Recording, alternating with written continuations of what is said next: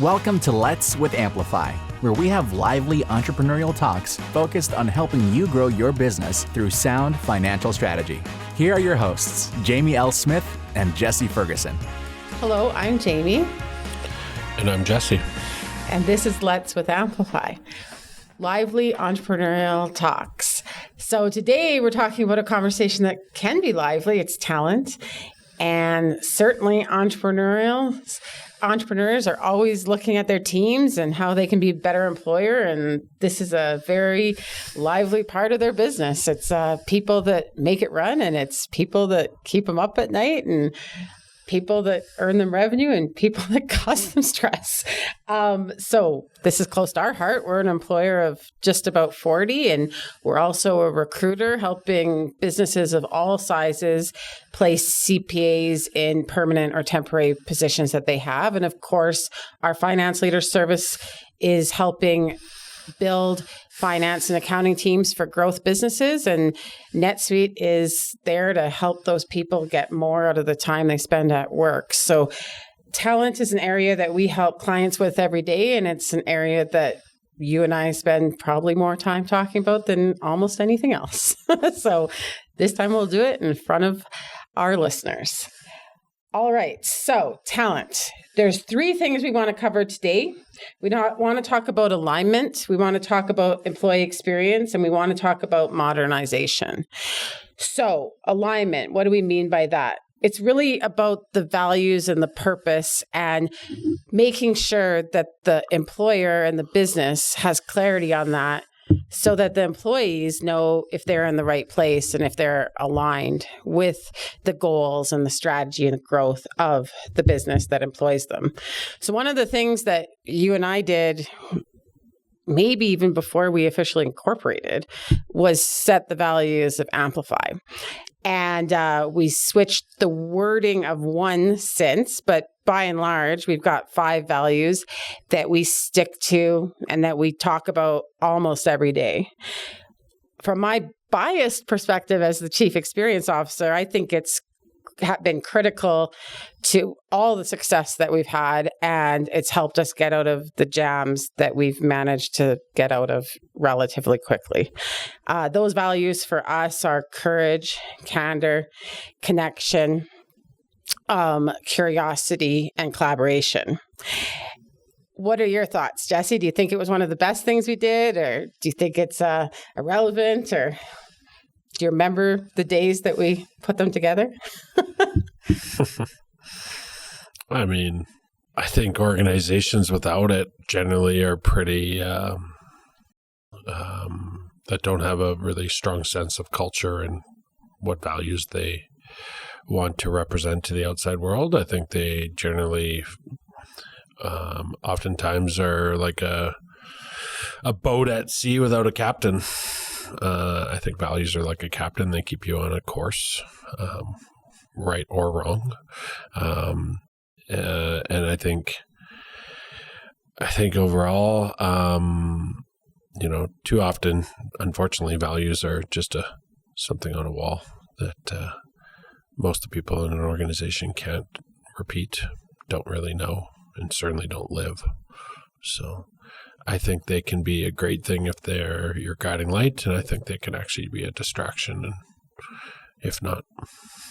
Yeah, I think all that's true. And what our recruiters see is that, especially when you're placing people in growth businesses, and the only thing that's constant is change, that the businesses that have clear values that they talk about, that they live, that they have expectations in regards to, there's that level of consistency and knowing how to navigate challenges and knowing how to message with your people that report to you or your customers or what have you. But the ones that don't have the values, it can just look like chaos because everything's changing so quickly and there's nothing that's really foundational or stable, and it causes a lot of distress and a lack of loyalty with the employees that we place. And those are the employees that'll call us up 6 months later and want to be back in our candidate pipeline.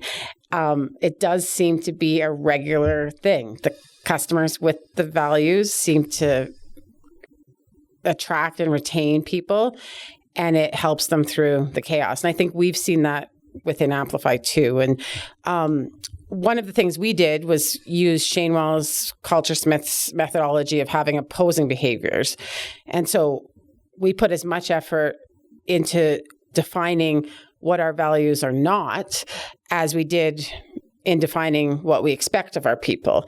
And I think that's offered a guiding light too, because it is easier sometimes to know what something doesn't look like, while trying to tell people how to live a value can be a little fluffy and a little bit, a little bit starish and harder to make tangible. But when someone tells you this is what it's not, it's very clear to you when you're acting in a way that's meeting expectations or not. And so for us, we've got our values, we've got our opposing behaviors. And it's not good versus evil or good versus bad, because the opposing behaviors happen all the time. We all land in those blind spots, but it helps people get back on track, and it seems to make a difference for sure. The employees that are the happiest tend to be aligned with those values. We've seen that. I mean, I loved when Chris Jones came and did the EOS presentation, and 3/4 of the people spoke about loving Amplify's values, and that's why they were there. Do you think they meant it, or do you think they just said it because we were in the room? I don't know. Maybe a bit of both. I'm going to hope it was real. It felt so great. Or in our onboarding lunches, the number of times that people bring up the values is the biggest surprise. Like, I don't know how many people at our onboarding lunches, when we make them tell us the biggest surprise of being an employee of Amplify, will say that they're shocked that we actually talk about the values, live the values, and care about the values, and it wasn't just a recruiting marketing tool. That gets said a lot. Again, maybe they're just trying to make me feel good. What do you think, Jesse? Do you think they mean it? I think they do mean it, actually. Yeah. I think a lot of our people come from more bigger corporates that have those values on the wall and don't actually ever refer back to them ever. So I think it's definitely a different way of doing business. But I don't think we're unique in that. I think a lot of I think it's really important in the small, medium business space to really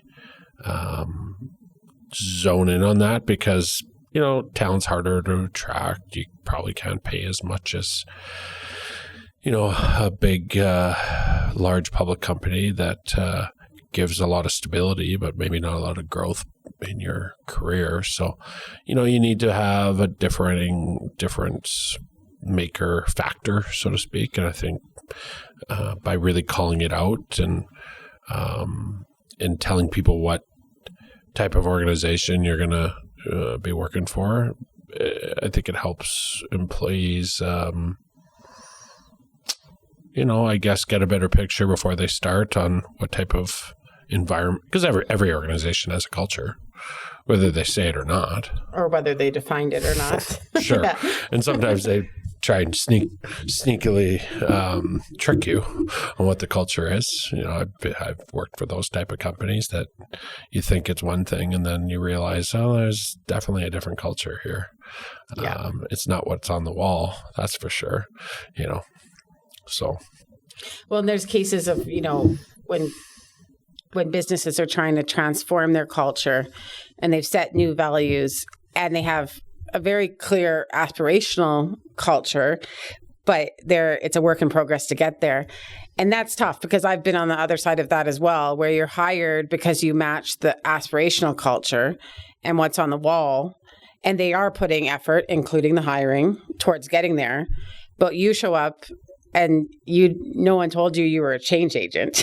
No one told you weren't going to fit in, and that the actual culture is still something else. The old culture. The old culture, yeah.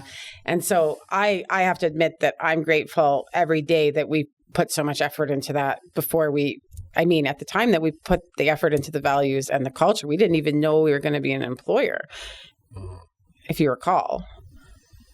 Yeah, it was just an idea. It's interesting. So that was worthwhile. We did one thing right. For sure. few things wrong in the meantime as well. Purpose. Now, our purpose hasn't been quite as easy, without question. I should have wrote it down and brought it here, but we've had 3 different purpose statements, I think, maybe even 4. The feeling and the message behind it from your interpretation, I believe, and from my interpretation really hasn't changed. But the words, we should have actually brought it because the first sentence wasn't even, I don't even know if it was English. It was so badly written. Now. You printed it on a bunch of stuff. Oh, yeah. We spent some money on marketing and printed it on folders and everything. And it's just terrible. But now our purpose is enhancing communities, amplifying opportunities, and cultivating connections, which is only 6 words. It's easy. There's verbs involved, verbs that everyone understands.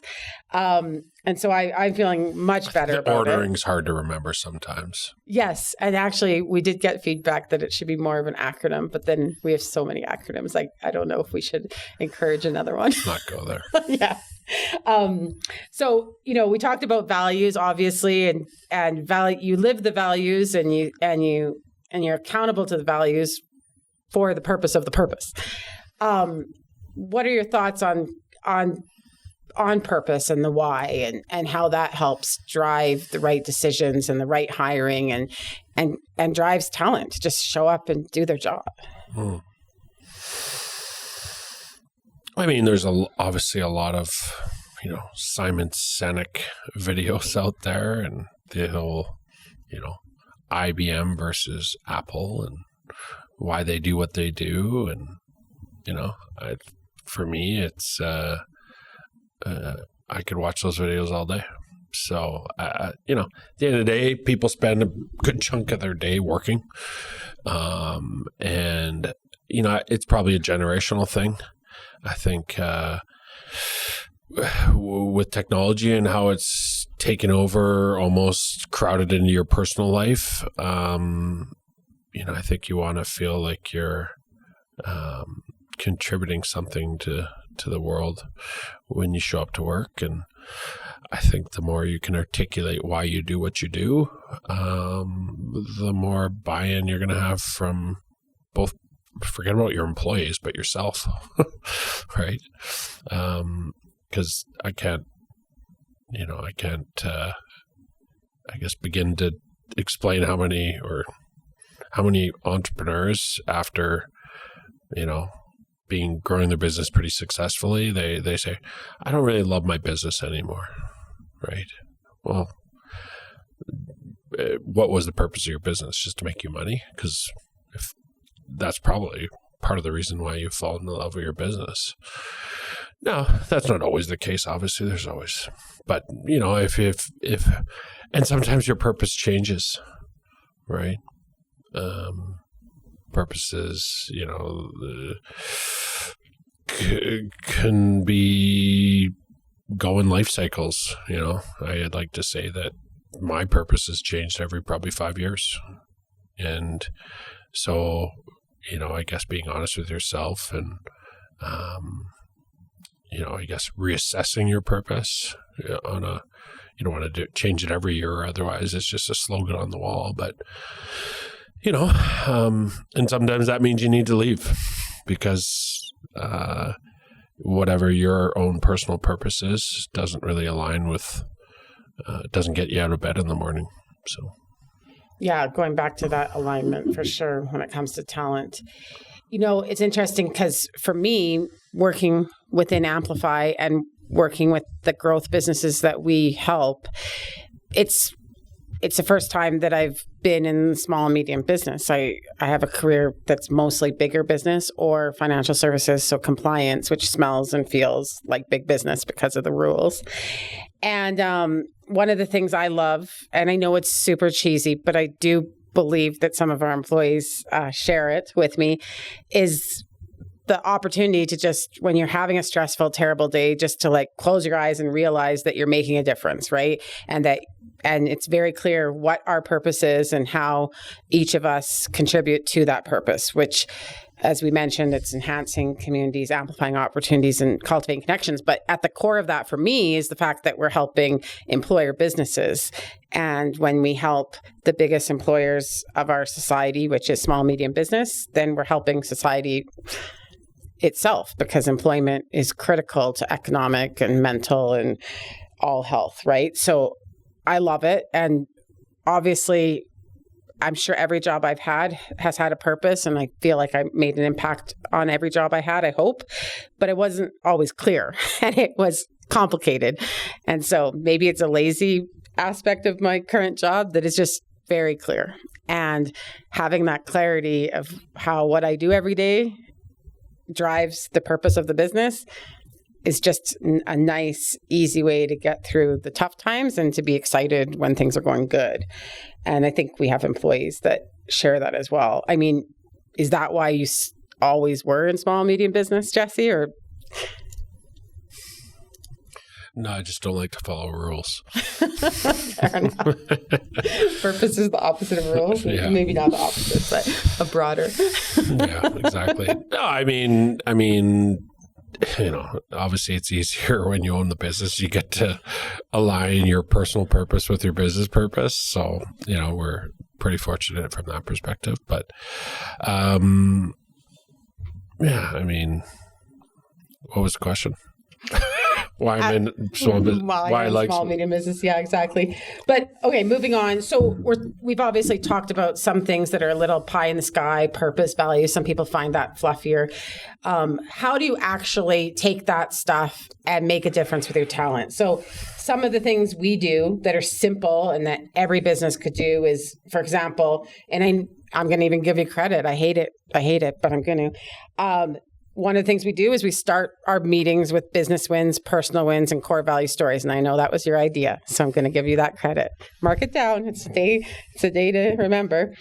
Why did you bring up that idea? And literally, we've been doing it since day one. So since 2018. You think it's still working? You think it makes a difference? Yeah, for sure. I'm not a genius. I read it in a book somewhere.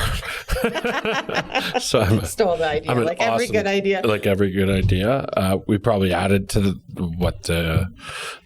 book that I read intended. We kind of maybe overcomplicated a little bit, but it works. We wouldn't overcomplicate something, never, would we? Never. No, I think it's important, to build. You have to build your culture and your values and your purpose into your operating model at the end of the day. And, an operating model is really about repeatable process. So the more you can consistently apply it, the more people remember it, the more people, can turn into an army for you. And so, in addition, it's fun, right? You get to know your people a little bit better. And sometimes it's, it doesn't even relate to the purpose or value, but it's a great way to build relationships, especially when you're remote. Yeah. Which is always a good icebreaker and a good way to gauge the room, so to speak, in terms of how people are feeling. Yeah, for sure.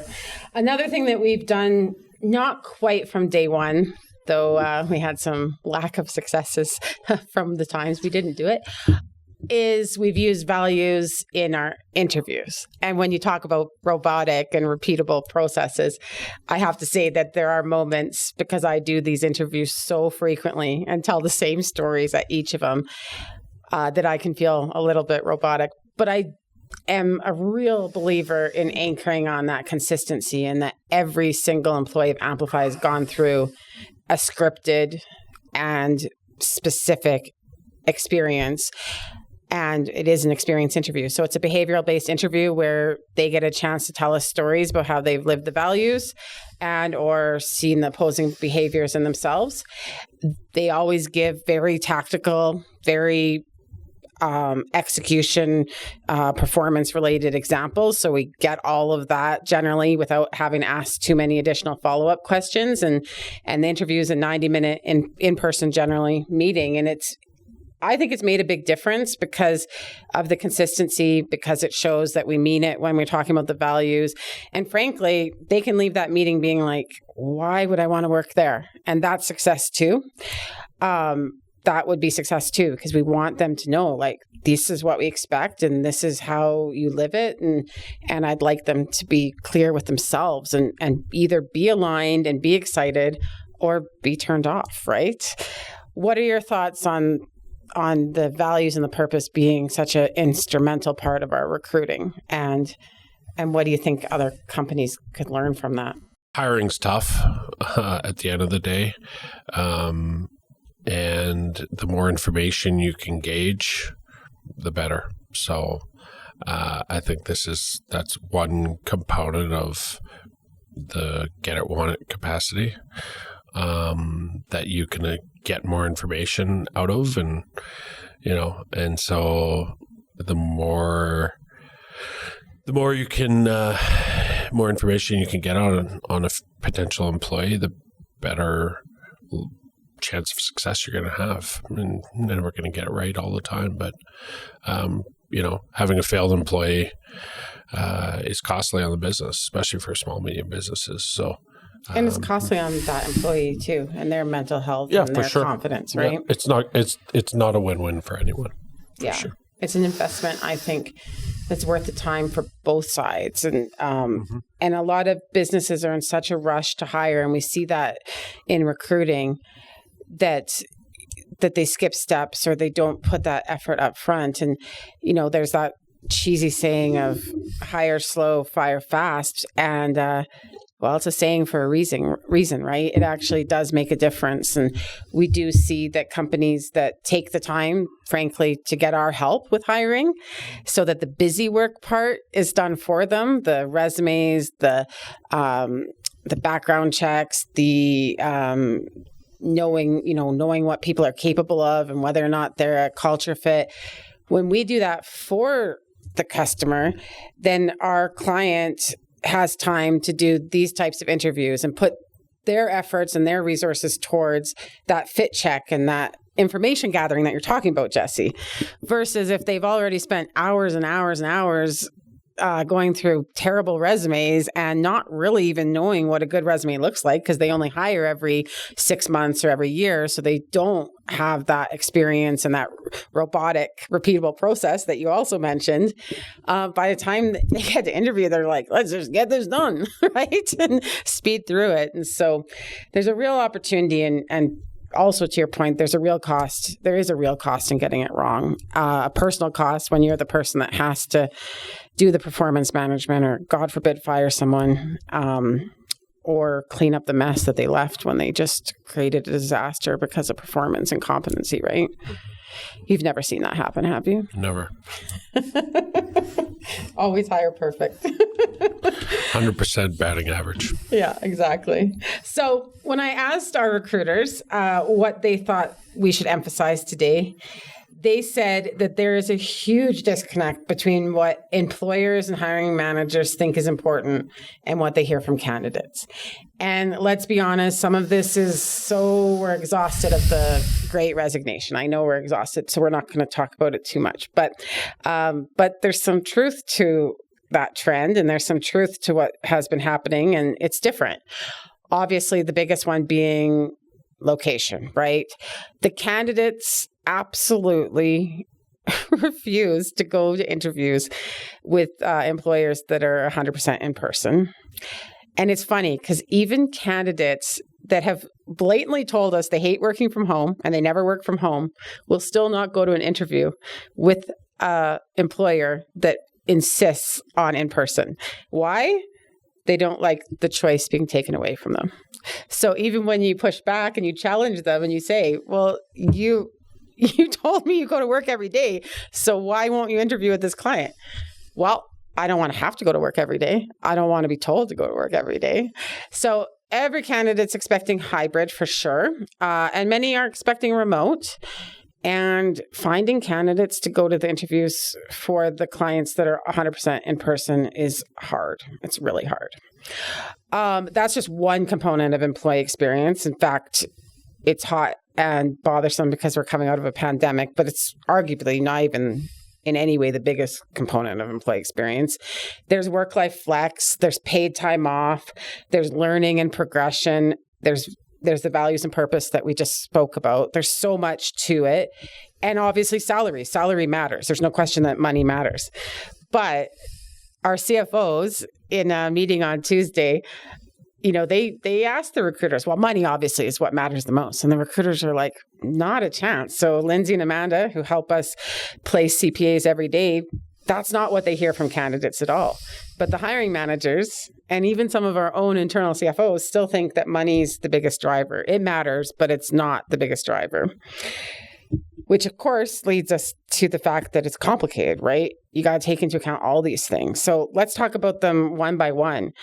What are you seeing from a salary perspective in terms of the amplifiers that you lead, but also what you're hearing and seeing from clients and what you're hearing from our recruiters? Like, what do you think the truth is about salary when it comes to talent?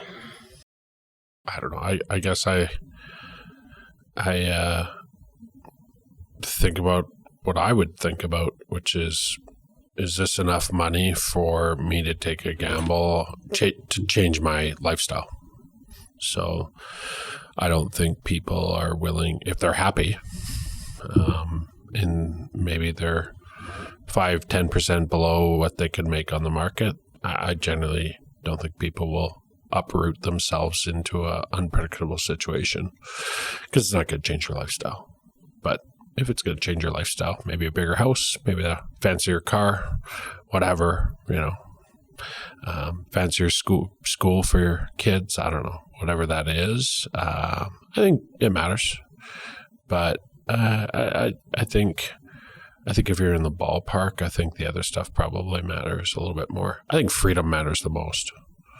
And how do you put a price tag on freedom, right? Because everyone's definition of freedom is definitely different. For sure. I think with salary too, like this year has been incredibly hard. We hear it even in our social groups of employees and what they're talking about versus our fellow business owners and the pressures they're under, right? And the reality is even employees that are of great financial literacy do have this illusion that interest rates are higher, my cost of living is higher, I'm going to get a raise that takes care of that, and then plus be valued for my performance and my extra efforts. And the reality is most businesses, most of our clients can't afford to be covering interest rate plus performance bonus, plus. Like they're not able to raise their prices in a way that accommodates that. And they weren't underpaying from their perspective to begin with. And so this year seems to be a bigger disconnect and a harder conversation for a lot of the employers out there, I think. But having said that, we don't hear from candidates that their number one reason for wanting to leave is money. And everything you just said is absolutely true, unless it's change your lifestyle, which obviously that happens a lot in the younger years. I mean, in fact, the reality is in order to make a big difference in your salary, the evidence is clear. Usually you do have to leave. Yeah. That's how you get a big jump. Promotions. Yeah. And usually if you're in small, medium business, that promotion often has to be at a different company because it's just room at the top, right? Yep. But as you get to be old and expired like us, it's just not quite the same. No. Interested in diving deeper into the topic of this episode? Every episode of Let's with Amplify has an accompanying ebook for you to download absolutely free. Visit amplifyadvisors.ca/category/Let's Media to get access to the accompanying ebook for this episode. Each ebook helps you get the most out of the discussion that we have on each and every show. Head over to amplifyadvisors.ca/category/Let's Media to get access to the ebook now. Work-life flex. This is one of the other big, probably second biggest reason that people say they love working with us. We have actual work-life flex. I think, to the point you made before, to some degree, we have no choice. We wouldn't be able to employ the way we employ or attract the people we attract if we didn't have it. It's a necessity. It's not really a choice for us, but it is a big, big reason why they stay. And you talked about freedom, which is maybe another word for flex. Is it? I don't know. What do you think you see the most in terms of work-life flex? What do people use and what do people appreciate? And there is a difference, actually, because to the point I said earlier about candidates that go to the office every day, not be willing to interview for fully in-person jobs, there's a difference between what people use and what people appreciate having, right?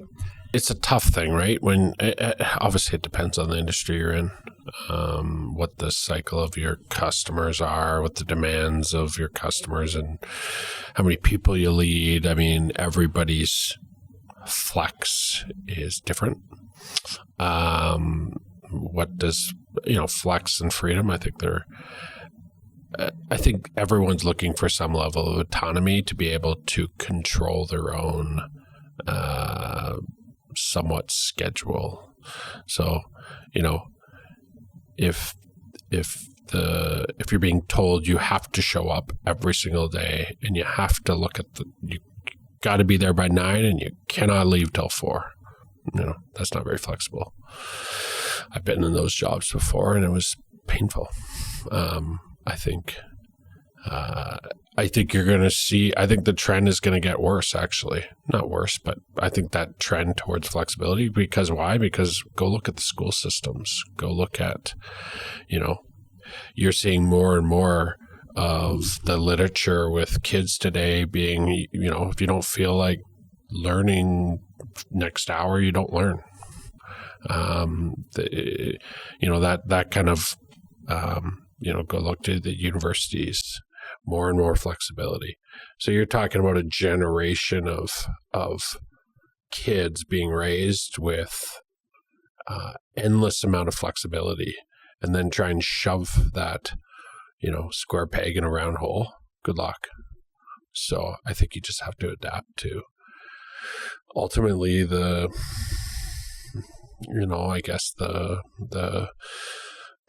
community that you live in and the trends that are people, not just employees. They're people, and people are changing and expectations are changing. You just have to be flexible enough to meet those changes. And without question, having work-life flex has a real cost to the business. Sometimes it's a quantifiable cash outflow. Other times it's more just the use of resources and help and working around people's schedule and expectations. But, when you think about how that is valued, oftentimes that cost to the business is less than the corresponding salary increase you're going to have to give when you're not offering that as an employee experience. So it's a different thing that people can look at for sure. And I think that, to your point, you kind of have to adapt with the time. So if you want to have great hiring and great retention, you can't ignore work-life flex. And one of the other things that I think is hard for employers and employees is clarity, right? And the reality is, if you don't think something's acceptable, like sneaking off to pick up your kids, then be clear about that. And make that a transparent policy that you have to be in the office till a certain time or you have to meet certain expectations. And I think that makes a big difference too. And we see people coming to us because they don't feel that the rules of engagement are the same in the written policies of their employer as the unwritten political policies of the employer. And that's a big driver for people to be looking for new jobs, for sure. For sure. Paid time off, obviously it's part of flex to some degree, but it's more specific. We've had unlimited paid time off from day one. If you put your accounting hat on, you might regret that one. I don't know. But it's been an attraction for sure. Actually, this one was your idea, I think, too, because back then you were taking a lot of vacations, unlike now when you tell your wife you won't go with her. Where did my flexibility go? Yeah. I know you're tempted to tell her you're not skiing this weekend, aren't you? Yes. Don't do it. We need you to stay married. But back in the day, you were taking a lot of vacation. I swear to God, we have unlimited paid time off just because you Must have had a lot more time in my hands. You then. did. Yeah. We had a few less divisions back then. So what do you think about unlimited paid time off and the complexities and like what do we get from having that? And what could employers think about in terms of paid time off and a way to differentiate? And again, no one would question that paid time off has a real cost, like an actual cash outflow to a business.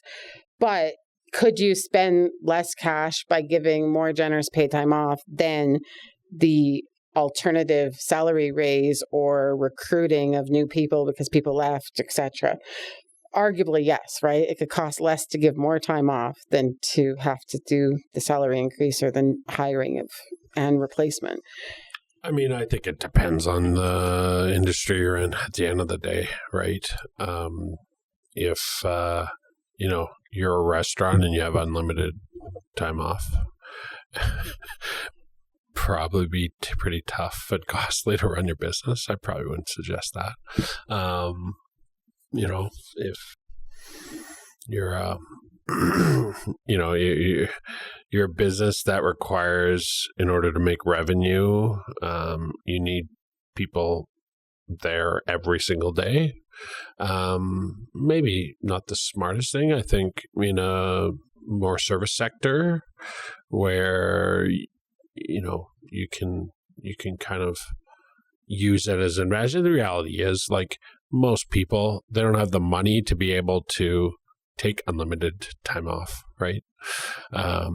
Work is where they save their money to be able to allow to spend their money on their vacations or what have you. And hey, we are professionals and they're all prideful of their jobs and they take their, commitments seriously. So most people are pretty respectful of, but you hate to hear stories about people, they want to be able to go visit their grandma on a Friday afternoon at the end of the year, but they've already taken their time off, so they have to take it unpaid. It's like, really? Come on. Let that employee go see their grandma. So I think if it's used properly and you set a culture around it, it was challenging to get there for sure, but I think most people now kind of have a good balance, and if they abuse it, it's probably going to show up in their work performance, and they're not going to get to have it for very long. So again, treat it, we always say, like, you hire employees that treat your money like it's their money. It's the same idea. Good employees aren't going to, you treat them like they're professionals, and they'll treat you like professionals. And I think I find it interesting how different people's expectations are. And when you empower them to make those decisions themselves, it's really interesting to see what choices they make, right? So I always say I have a bit of a bias for let's work an average of 45 hours a week and take 6+ weeks off vacation. But we have plenty of people who would rather work closer to a 40-hour work week and take less vacation. We have lots of those people. Yep. I recently said to my employees, like, guys, we need you to take at least 5 days a year that you're completely unplugged and completely covered, because I don't want to have you coming back from vacations burnt out. But I also understand that I'm not going to make it higher than 5, because some people like to take 8 weeks where they're away and they're working half days and they're checking emails and they don't have coverage. And so they're certainly working, but they're working at a different pace than they usually work. And then others just I'm going to unplug for 2 weeks a year and I'm never going to check emails that entire 10 days. So it's really interesting to me at all levels, just what people want to do. And I guess it depends. It's not even just about them as people. I guess it depends on what age their kids are and the school systems. Like you mentioned before, like whether you like it or not, you got to take a lot of Fridays off, right? Yeah. It doesn't matter if that's what you want. No, every kids are in elementary school and, it's either daycare or, you need that flexibility. I think that's a huge factor in, I guess, employee satisfaction as well. For sure. Yeah. And that was a big thing in COVID, for sure. Absolutely. Right. And I mean, over COVID, almost every single employee we had, of which is a parent, which is the vast majority of our employees are parents, Sure. pretty much all of them canceled their after school care. Mm-hmm. Now, COVID lasted so friggin' long that by the time it was over, the kids were too old for after school care anyways. But yeah, we don't have any employees hardly that don't pick up their kids. So it's funny, if you try and phone between 3 and 4:30, no one will answer phone. They'll answer your Teams message or your email because they're out and about with their kids, but they won't answer their phone because they're in their car or they're in the hallway of an elementary school. And a lot of them do that third shift type of lifestyle where they're working again at night, and it seems to work for them for sure. Learning and progression. Obviously, we hear a lot from our AHA members with our certified professional development that we offer that, that they don't feel supported by their employers when it comes to learning and development. And, it's trendy to have a growth mindset, but it's more than trendy. I think a lot of people of our generation and maybe even more from the younger generation are constantly focused on growth, be it both personal, mental health, physical, and professional. And I think, for us as a CPA firm, we're kind of stuck having a learning environment anyways. I mean, you have to because of the CPD that's required for most of our staff. But I do find that when we offer learning and we invest in learning, that the conversations that happen and the appreciation that we get, it's far bigger ROI than the cost that it takes to put it on. And yet so many small, medium businesses just assume that they can't afford to invest at all in learning and progression. So what are your thoughts? I mean, you've got our youngest employees that are straight from school and they're learning all the time. Like, how do you think people can be a better employer with a focus on learning and progression? I mean, I think there's obviously two aspects to learning, right? There's textbook learning or courses learning, and I think has its place and is valuable. And then there's on-the-job learning. And the reality is, at least in my career, I learned a hell of a lot more on the job than I did, through a textbook. Not to say I didn't learn a lot through a textbook. It just, so I think providing, especially at the younger levels, support and mentorship is something that's often overlooked. Something I know I've overlooked, probably starting this business, but allowing people the time, the runway to develop and grow, and then fostering that within kind of, so a box or a decent sized box is oftentimes missed when it comes to training and development. Yeah, I think you're right. And sometimes we don't take for granted what we're learning on the job. And if you just put a few little processes in place to help reflect on that, it can make a big, big difference. So one of the things we do in the finance leader department is, because there's so many of us, and we're all on completely different clients, so we don't have operational or level 10 meetings, but we absolutely have experience meetings and operational meetings where we share experiences and share learnings. And it's, sometimes there's light bulb moments and people get to learn off of other people's success or failures. But oftentimes it's just validation that, we're not alone in this. Those are the right steps, reminders of things that work, but sometimes you forget. And those 45-minute weekly meetings, one of the biggest objectives is learning, and it helps. And it helps you stop and realize what you've learned, because we're all learning all the time, but sometimes we forget to recognize when it happens. The next part of talent that we want to talk about obviously is close to our heart, and that's modernization. And, every service line that we sell is about helping business scale and grow. And one of your favorite topics is, of course, org structure. And so, too frequently we hear the idea of it's like a 3-year-old building blocks, right? And you just kind of hire because it's like, oh, geez, I have a need here. That's become 40 hours worth of work. I better hire someone. So you put the block in, and then next thing you know, George quits. So you replace George with another mimic exactly the same as George. And then you're constantly just hiring and responding and not really thinking through and not stepping back to think, what could I do differently from a process perspective instead of a people perspective? What could I do differently from a technology perspective?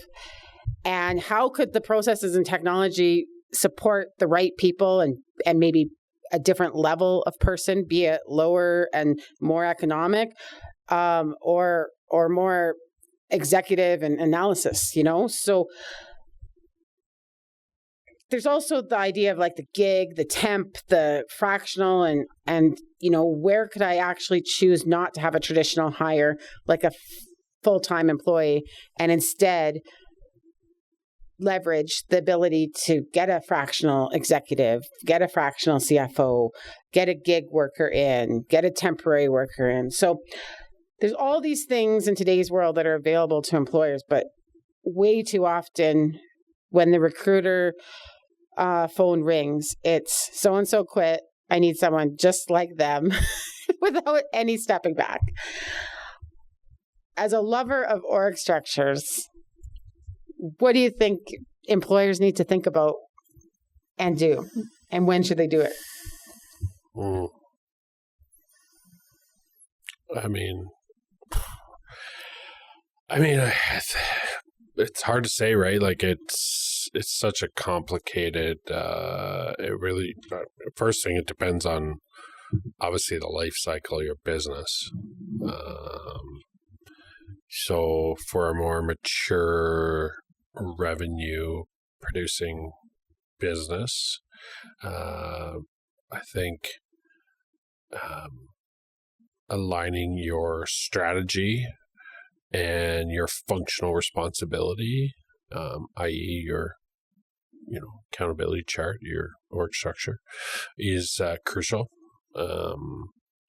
And I think it helps you deliver more efficiently and effectively to your client base. I think if you're more on the startup phase of things, I'm less concerned about like roles and responsibilities. Even those I think you need some for sure. You need a job description, so you need some level of roles and responsibilities. But I think you're more after, like, I'm not going to say unicorns. I think it's an overused term, but like people that really can survive in a little bit of chaos. So, I would say it just really depends on what type of organization you are. But generally speaking, I like to really think through and, again, kind of plan what resources you need for, to meet your current demands. And then, are you investing in idle capacity for future growth? That's a strategy, but it has a cost for sure. But if you believe in where you're going, then maybe it's a good investment at the end of the day. So, I think these are all things that you need to think through in the hiring process, and especially in the early days. So, speaking of overused terms, given the trends of today, we probably need to talk about quiet quitting.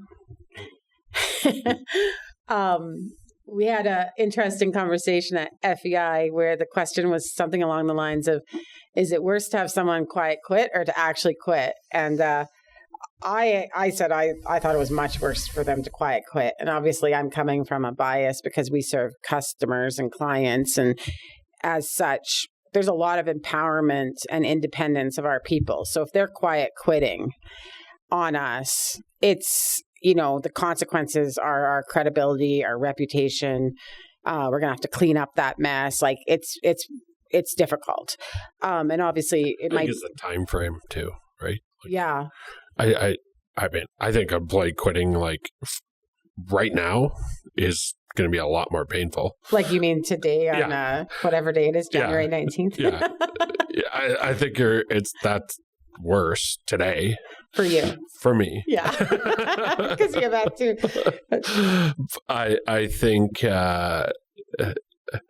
I think someone quiet quitting, i.e. not really doing their job, not engaged. I think when they do quit, it's going to be a lot worse. It's like a slowly burning fuse. It's going to be a bigger bomb.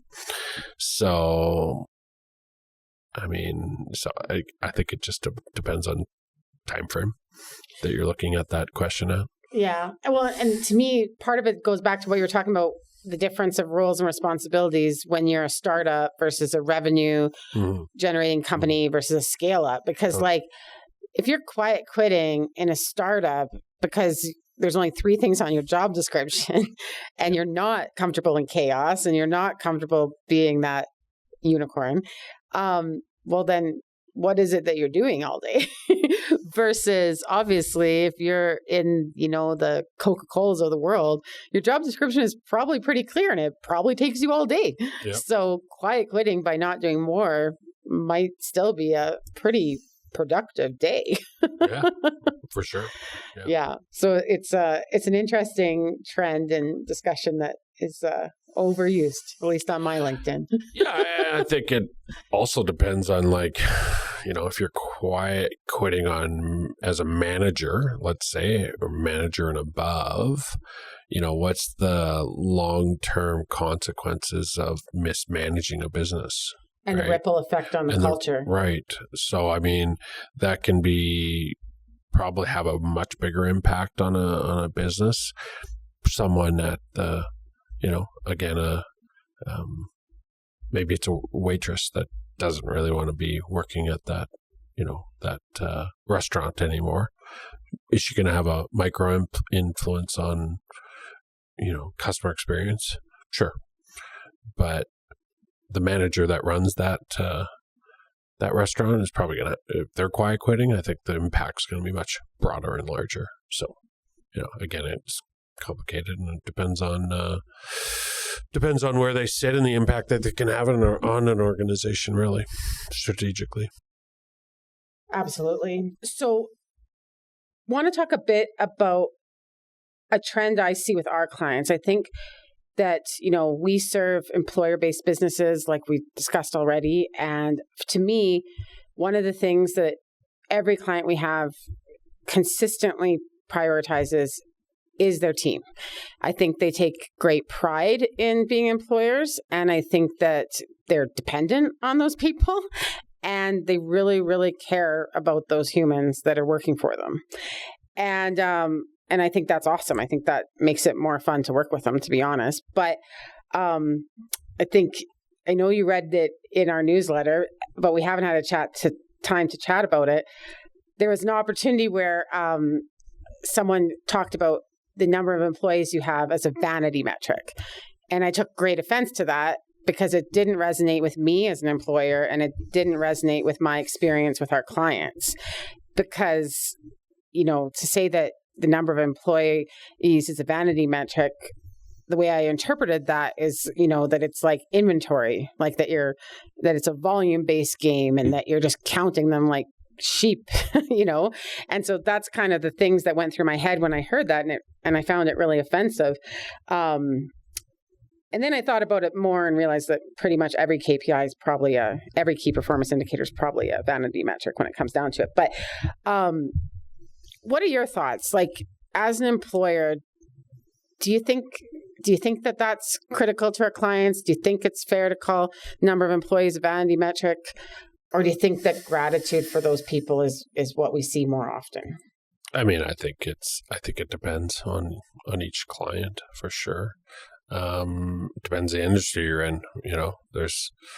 We have clients with very few employees and more of an asset type of business that they generate income revenue off of. Probably not a vanity number. They probably don't care.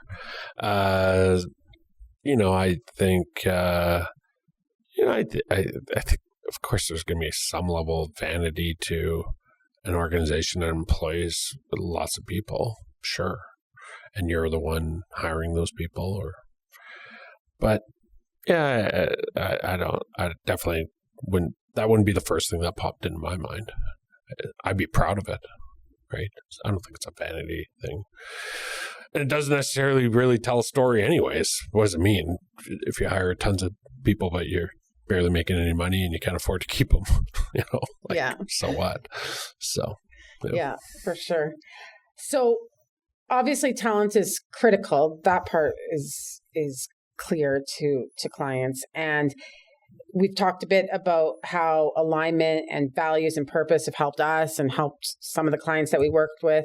We've talked about employee experience and looking beyond salary to work-life flex, paid time off, learning, progression, back to those values and purpose, and just the overall experience that you're giving those employees and how that can help recruit and retain them and compensate what you're giving or not giving in salary. And then modernization, the ability to look at your org structure and figure out, could you get a fractional executive at a affordable price that helps your growth that you can't afford if it's a full-time employee? Could you get a temp to get you through that busy season or that project?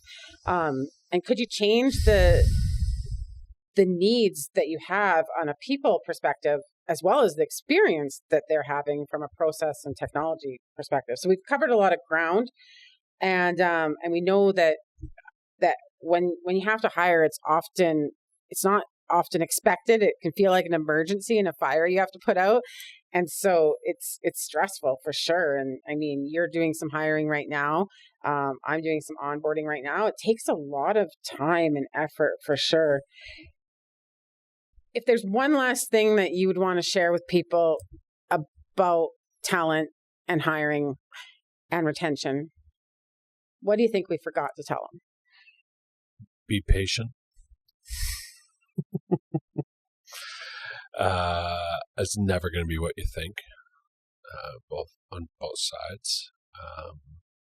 Build trust, build relationships, lower expectations out of the gate, and have clear communication. Whether it's expectations, whether it's you're meeting my expectations or you're not meeting my expectations. I think people just want to know where they stand. And generally, my view is everyone wants to do a good job. Most people have a lot of internal motivation for the most part. And so, trust your people, that they're there for the right reasons, and treat them like valued, contributing human beings in society. I think they'll generally, for the most part, take care of you. Yeah, I think all of those things are great points. And it's interesting because way back in university, like my undergrad, I interviewed a manager and asked him a similar question. And he said, Jamie, as a manager, the most important thing is that my people are always looking at opportunities. And sometimes that means that they're going to leave us and they're going to get a job or an opportunity that I can give them. And I'm going to be proud of the fact that I got them to the place that they've earned that opportunity, and, regretful that I can't be the one that gives it to them. Mm-hmm. But the reality is I can't, because it's a better opportunity than what I can give them. Or they're going to recognize that the grass is greener on the other side. And that's been like one of the most core things I ever learned. And I learned it at like 19 from an interview that I did in undergrad. And I always try to lead our people that way. Like, let's give them a reason to think that the grass is green here. And if they check, they're going to realize just how green it is. And if we develop amazing people and our clients and society wants to hire them, mm-hmm. let's just make them the best and awesomest alumni that we can. And we're going to win it both ways. And to date, I think that's been by and large our experience. We've had some challenges, we've had some hiccups, but overall, we've got amazing, epic team. We've got incredible alumni, and can't wait to meet the next person you hire, Jesse. pretty sure they're going to be incredible. That's Let's with Amplify, lively entrepreneurial talks. And no question that talent's a lively conversation and every entrepreneur has to work with it. For sure. Thanks for listening to this episode of Let's with Amplify. We hope you enjoyed the show and got some value out of today's talk. If you did, we'd love to hear from you. We invite you to leave a review on your favorite podcasting platform or comment on YouTube, and be sure to subscribe to the show wherever you listen so you never miss an episode. If you'd like to check out more information on all of our episodes and free ebooks, visit amplifyadvisors.ca/category/Let's Media. Production of the podcast is by @Heart Creative and can be found at @heartcreative.com.